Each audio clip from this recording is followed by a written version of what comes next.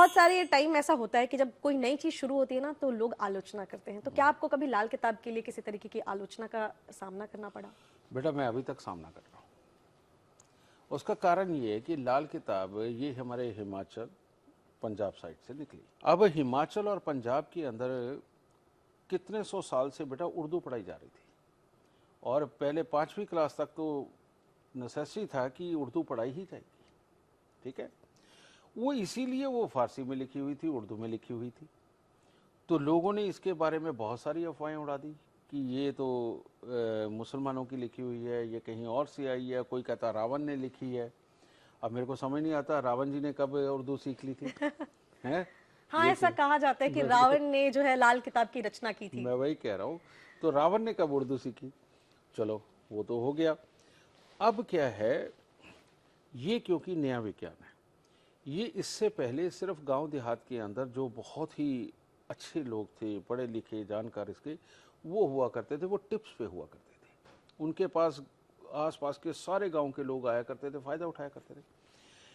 वैदिक ज्योतिष बड़ा अनंत काल से चला आ रहा है और हमारी नालंदा यूनिवर्सिटी के जलने के बाद अब जितना जितना थोड़ी थोड़ी मात्रा में किसी के घर में पड़ा था तो उसको इकट्ठा करने की भी एक होड़ बनी और उसको इकट्ठा करके जितना बनाया गया उसी को फिर सब कुछ माना गया।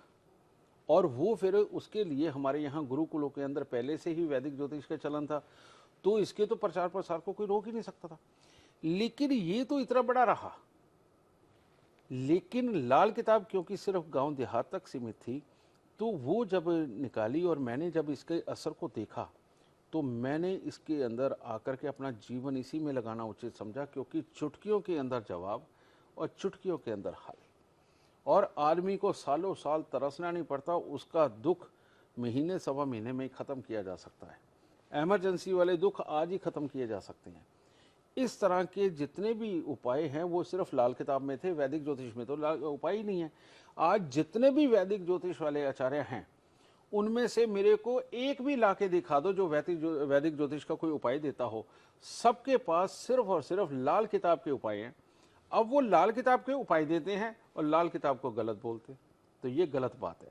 विज्ञान कोई भी हो, साइंस कोई भी हो, जो इस्तेमाल हो रही है लोगों की भलाई के लिए इस्तेमाल हो रही है, उसकी आलोचना कभी नहीं करनी चाहिए, उसकी निंदा कभी नहीं करनी चाहिए। आप एक चीज़ के डॉक्टर रहें, ये अच्छी बात है, लेकिन आपको दूसरे डॉक्टर की या दूसरे स्पेशलिस्ट की आप आलोचना नहीं कर सकते हैं। तो यही बात मुझे समझानी है, भाई आलोचना मत कीजिए। लाल किताब बहुत सुपर तरीके से जा रही है और आज की डेट में नेहा मेरे 48,000 स्टूडेंट हैं रिटर्न में, और मैं फ्री में हर थर्सडे को क्लास देता हूँ और रजिस्ट्रेशन 48,000 बच्चों का है, वो सीख रहे हैं। और जिस तरह की वो क्लासेस हैं यूट्यूब पे जाके देखो, जीडी वशी टाइप करो, वहाँ देखो मेरी सारी क्लासेस पढ़ी हैं। वो कितना टेक्निकल है, किस तरह से बहुत गहराई से एक प्रेडिक्शन निकालने के लिए क्या क्या फॉर्मूले इस्तेमाल किए जा रहे हैं। आप उसको देखोगे ना तो आपको पता चलेगा कि किसी डॉक्टरेट, किसी इंजीनियरिंग, इवन स्पेस इंजीनियरिंग कुछ भी हो, रॉकेट इंजीनियरिंग कुछ भी हो, उनसे कम नहीं है लाल किताब, उतनी ही गहराई रखती है। और ये साइंस एक ऐसी है, ये मैं इसको ऐसा कर चुका हूँ नेहा कि अब ये पूरे वर्ल्ड में तुम जहाँ कहीं भी किसी भी कंट्री में जाओगी ना, तुम्हें ये ज़रूर मिलेगा। ऐसा मैं काम कर चुका हूँ और यही मेरा मकसद था कि मैंने ज्योतिष को इतना बड़ा बनाना है कि सारी दुनिया इसकी छत के नीचे आने के लिए मजबूर हो जाए, और वो मैं अभी तक की अपनी ज़िंदगी में कंप्लीट कर चुका हूँ। बस अब इसे फैलाना है। और मुझे लगता है कि बहुत सारे लोग जो है अभी देखने के बाद, जैसे आपने जो, मैंने ये सवाल इसलिए पूछा, आलोचना की बात इसलिए पूछी क्योंकि मैं भी बहुत सारे लोगों को देखती हूँ जिनको लाल किताब को लेकर बहुत ज़्यादा, मतलब उनके दिमाग में एक नेगेटिव थॉट बन जाता है कि लाल किताब है तो कोई अजीब तरीके की रेमेडी होगी या टोटका होगा। तो जैसा कि गुरुदेव ने बताया कि आप लोग हमेशा जो ये सोचते हैं कि उसमें टोटका होता है, टोटका नहीं, वो प्योर साइंस है। मैं फिर से बता रही हूँ। चलो मैं इसका डिफरेंस अभी क्लियर कर देता हूँ। जब हमारे पास पहले वैद्य हुआ करते थे तब वैदिक ज्योतिष हुआ करता था। अब वैद्य जी के सामने जब डॉक्टर आए तो वैद्य जी ने कहा कि ये डॉक्टर क्या कर लेगा, लेकिन करते करते इसके अंदर क्योंकि रिसर्च हुई, नई मेडिसिन बनी, मशीनें बनी, तरीके नए बने, तो मेडिकल साइंस ऊपर आ गया, एलोपैथी ऊपर आ गई और टेस्टिंग मशीनें ऊपर आ गई। इसी प्रकार से वैदिक ज्योतिष और लाल किताब में यही डिफरेंस है।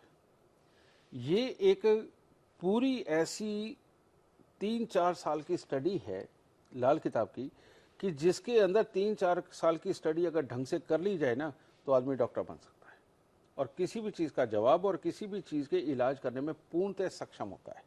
क्योंकि इलाज तो घर में पड़ी चीज़ों से करना है या साथ वाली दुकान से खरीद के उसकी चीज़ों से करना है, तो ये इसीलिए प्रैक्टिकल हो गई। और लेकिन अगर हम वैदिक ज्योतिष देखें, पहले तो उसमें से डिसीजन निकालना और उसके बाद में उसके उपाय ढूंढना आज भी हर वैदिक आचार्य के लिए टफ है, नहीं निकाल पाते, समझेंगे ना। तो अब जमाना क्या है, नई चीजों को लोग अडॉप्ट करते हैं, जो फास्ट चीजें उनको अडॉप्ट करते हैं, जिनसे रिजल्ट ओरिएंटेड है जो चीजें उनको अडॉप्ट कर रहे हैं। यही कारण है कि मेरे करोड़ों करोड़ क्लाइंट बन गए, यही कारण है। और जो नहीं बने हैं और थोड़ी देर में वो भी बन वो जाएंगे। जरूर बनेंगे